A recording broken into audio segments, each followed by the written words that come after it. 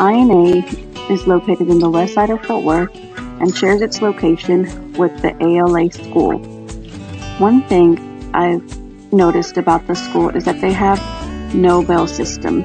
The bell system in place is only for ALA, which means teachers are responsible for transferring students from class to class upon the time of completion. This is a small shopping center that has two clothing stores on each corner. One is a Goodwill and the other is a Fallas Paredes. Both sell clothes and other household items at cheaper or discounted prices than regular stores. This was one of my favorite pictures of the school. Down this hallway was a flag from each country to represent each student that is enrolled at INA. I believe this is a good way for everyone to see how each student has their own different culture. This is a grading board that Miss Alderman has in her class that she uses to show the grades of each of her 4 periods.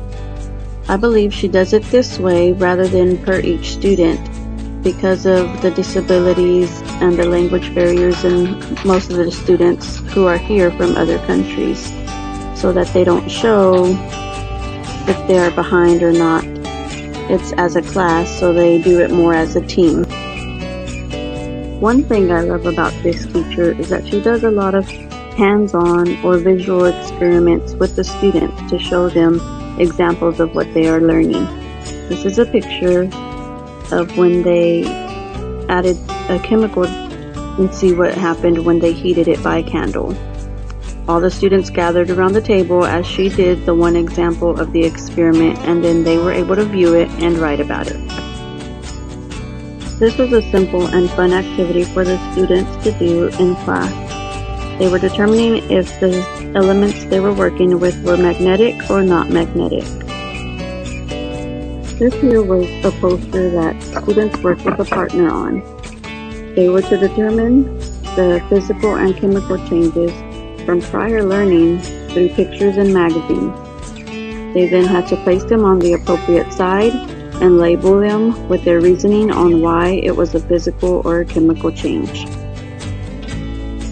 In this picture, you see little yellow cards that were used as a review to their quiz in determining matter and non-matter subjects.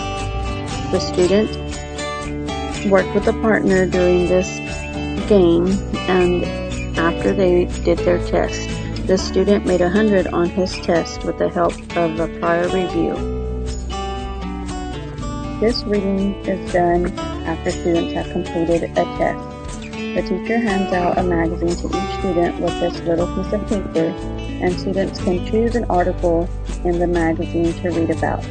They then have to write and answer a few questions on it as well, and turn that in once they are completed at the end of the period.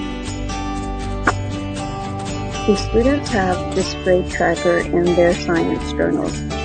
This is to show each of their quiz and test grades as they take them. They write them down and track them on the chart. This is also good for the teacher as she's going through their journals if she's needing to check to see if the students are passing or failing, or if any students are needing additional help.